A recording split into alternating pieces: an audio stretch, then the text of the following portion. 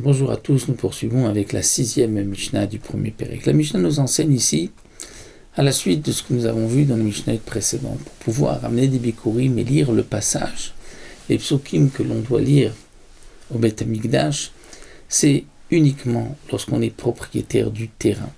Si quelqu'un est propriétaire d'arbres, mais pas de terrain, il ne pourra pas dire de la terre que tu m'as donnée, puisqu'il n'est pas propriétaire de la terre. Alors la Mishnah nous dit, quelqu'un qui achète 2 arbres chez son prochain, il achète que 2 arbres, mais vive no koré. Il pourra amener, mais il ne pourra pas lire. Et Rabbi Meir Omer, mais vive koré. Rabbi Meir dit non, il pourra amener et lire. Lorsque quelqu'un achète 3 arbres, nous avons un principe, dans Baba Batra, que lorsque quelqu'un achète 3 arbres, il a aussi acheté la terre où sont plantés ces arbres-là. Donc c'est sûr qu'il pourra lire et il pourra dire la terre que tu m'as donnée. Mais lorsque quelqu'un achète 2 arbres, est-il propriétaire de la terre ou pas? Pour Rabbi Meir, oui. Donc il pourra amener Bikurim et lire. Mais pour Tanakama, non.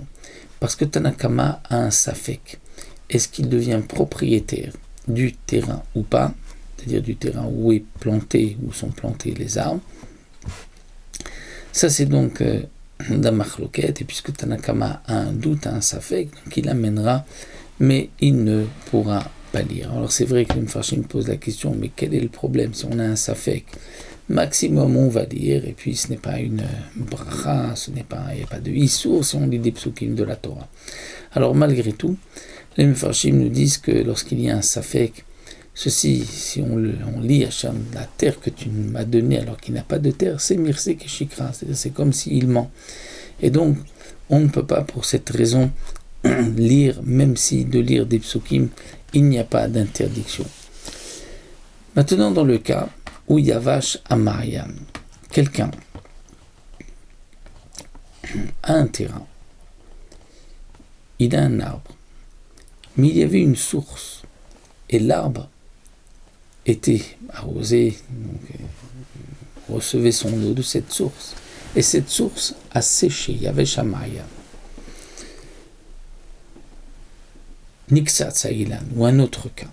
Niksat Saïlan, c'est-à-dire que l'arbre a été coupé. Le Barthénora nous dit, c'est que d'abord, l'arbre a été coupé, d'abord la source a séché, et ensuite il a prélevé les bikurim.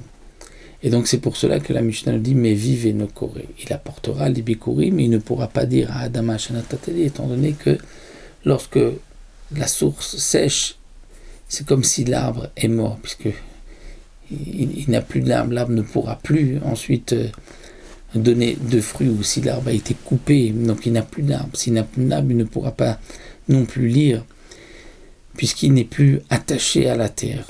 Rabbi Yehuda Omer, mais Viveko, Rabbi Yehuda dit non, le terrain est encore là, c'est vrai que l'arbre n'est plus là. Eh bien, on pourra lire grâce à la terre. Pour Tanakama, non.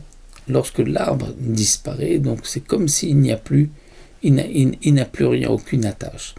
Dans le cas où il a d'abord été mafriche et qu'ensuite l'arbre a été coupé ou que la source a séché, là, dans ce cas-là, c'est différent, dit le Barthénora, étant donné que à un moment il pouvait apporter le bikurim et lire, et maintenant il ne peut plus, donc c'est niré vénitré, ça a été repoussé, donc il ne pourra plus amener de bikurim, et ces bikurim devront être mis de côté, et on devra les laisser pourrir. Un autre cas nous dit la Mishnah, Ma'atzeret ve'ad chag, de Shavuot jusqu'à Sukkot, Mevi ve'koré.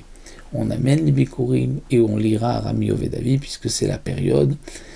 Et cette période, puisque c'est marqué, nous dit le Barthénora, Vesamarta bechol tov, tu te réjouiras dans tout le tov, le bien.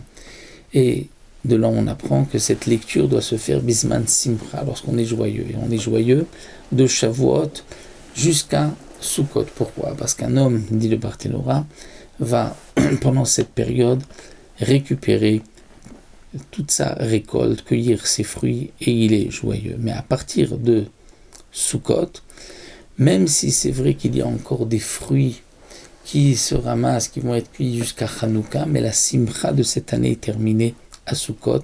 Et donc c'est pour cela que la Mishnah nous dit Minachag va Hanouka, Mevi Venokore, à partir de Sukkot jusqu'à Hanouka, il pourra, Mevi, amener Venokore, mais il ne pourra plus lire, puisque ce n'est plus le Zman Simcha. Rabbi Yehuda ben Betera, Mevi Kore, Rabbi Yehuda ben Betera dit non, il pourra malgré tout amener et lire, parce que il n'est pas d'Oresh que le Samarta doit se faire Bezman Simcha. Après Hanouka, dit le Barthénora, on n'amène plus de Bikurim, parce que c'est marqué Asher Tavi me Artsecha de ta terre, c'est tant que les fruits sont encore dans les arbres, lorsqu'on les trouve encore. Après Hanouka, on ne trouve plus de fruits sur les arbres, et donc c'est pour cela qu'on ne peut plus amener de Bikurim après Hanouka. Donc nous avons vu que de Shavuot jusqu'à Sukkot, avant Shavuot, nous avons vu qu'on ne pouvait pas amener de Bikurim. De Shavuot à Sukkot, on amène des Bikurim et on fait cette lecture de Harami Ovedavi. De Sukkot jusqu'à Hanouka, on amène mais on ne lit plus. Et après Hanouka, on n'amène plus de Bikurim. Voici donc pour cette 6e Mishnah. Et Bezrat Hashem, on poursuivra avec les autres Mishnayot la prochaine fois.